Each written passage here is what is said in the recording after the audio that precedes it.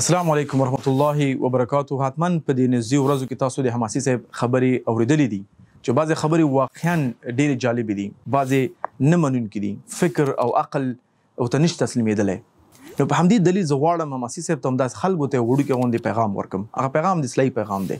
دغه هیڅ کوم شک نشته دی چې زما په نظر باندې د اسیا او د افغانستان سطح مصب یو دیني عالم دی. الله ته ښه علمیت ورکړی، ښه فکر ورته ورکړی دی او ښه میموري ورته هم ورکړی، ښه حافظه لري ماشاءالله. کولی شي په یو وخت کې مختلف کتابونه حوالې ورکړي او د هغوی مکمل ریفرنسونه هم وړاندې کړي سره د متن. لیکن زه په دې فکر یم چې حماسي صاحب نه فقط علمیت سره سره موږ باید د دعوت په میدان کې حکمت هم ګټه واخلو،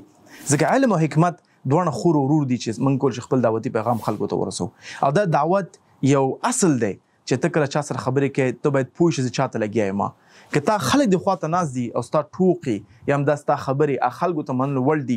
کیدی شي عوامو ته چې کوم په ټرینډ باندې ګوري هغه ته منلو وړ نه وي. زه په دې کې هېڅ کله هم دلیل نشم پیدا کولی چې دا موږ د اسلامي ادرس ته ورکړو چې اوبه یو هلک پسې ځي یا ونه داسې کېږي. اقوال کیدی شي او په دنیا کې په هر یو منبر باندې هر یو کتابونو کې اقوال خلکو لیکلي دي، دا زما قول دی، دا د نظر دی، دا بستان دی. لیکن چې کله موږ د اسلام د ادرس نه دعوت ادرس نه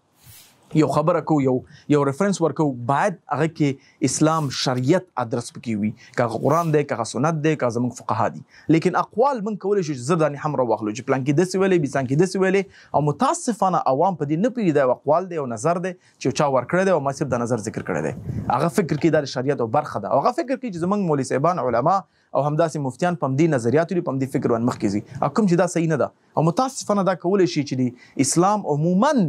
د افغانستان علما باندې یو تور داغ ولګېږي. نو زما مشوره ټوټل درې دي. یو دا دی عوامو ته ورونو تاسو کله د یو لیکچر ګورئ، دوی چې شي کوي د لیکچر یو برخه کټ کړي، هغه موضوع یې نیمه راواخلي نیمه پرېږدي. نو په دې بدون د شک ته یو سړی د قرآن بحث کې دا وایي چې قرآن کې مونځ مه کوئ لیکل شوي دي، بدون شک قرآن کې مونځ مه کوئ لیکل شوي دي، لیکن ویل شوي چې کومه ته نشه یې مونځ مه کوه، هغه برخه دې کټ کړي. نو بدون شک چې هغه عالم یا د قرآن آیات کیدای شي غیر منطقي خلکو ته ښکاره شي، لیکن ته مکمل لیکچر مکمل هغه کلیپ خلکو ته ښکاره کړي، بیا به ته واضح وي چې دا خبره صحیح ده. دویم حماسي صاحب دا وایم چې بعضې نظریات دا ښه دی چې مشرانو سره زموږ دواړه مستا عمر دواړه کم دی او بدون شک ما ته یو بل سره لیدلي دي، سره ناست یو، سره خبرې هم کړي دي مختلف، او ماشاءالله ستا زه ډېر احترام لرم، خو دې کې هېڅ کوم بده خبره نشته دی که موږ خپل نظریات خپل ویډیوګانې یو مشر عالم ته، یو کس چې عمر زیات دی الله ته ډېر حکمت ورکړی دی، هغه ته ښکاره کړو چې هغه ته وایي چې مولوي صاحب، مفتي صاحب یا امیر صاحب چې هر څه نوم ته ورته ورکوې، ستا په نظر دغه خبره ما دې ویډیو کړې ده، ویډیو نشر شي که نشر نشي. نو زما په نظر یو حلال چک باید ته ورته ولري، لکه څنګه زه خپل ویډیوګان ته لرم، زه خپل یو دیني عالم لرم چې زما ویډیوګانې چک کوي چې کله کوم موضوع اسلامي موضوع د مخکې چې سوشل میډیا باندې لاړ شي، ځکه کیدای شي موږ په هغه انسانان کمپیوټر لرو په هغه مجلس کې موږ راشو او ټوکه وکړو، هغه ټوک کې د مجلس لپاره جوړوي نه د فیسبوک لپاره. مثلا د کعبې کم ټوکه تاسو فیسبوک باندې اچولې ده یا تاسو ریکارډ کړې ده، هغه مناسب ټوکه نه ده، حتی زه نشم تکرارولی. نو همدې دپاره موږ باید پوه شو چې چا سره خبرې کوو، په حکمت زموږ څه شی دی، زموږ د خبرو نه هدف څه شی دی، او بعضې وخت که مجلس کې پوهېږو فقط خپل دوستان ناست یو، بعضې ټوکې کوو، بعضې نظریات ورکوو یا بعضې تیوریان باندې بحث کوو، بهتره ده دا باید ریکارډ شي. او دا هم زه خلکو ته ووایم چې په یو کس نظریه باندې، یو کس خبرو باندې ټول اسلام باید فیصله پې ونه شي، بلکې ټول مهم ده چې هر مسلمان باید په خپل د قدرت او د امکاناتو لاندې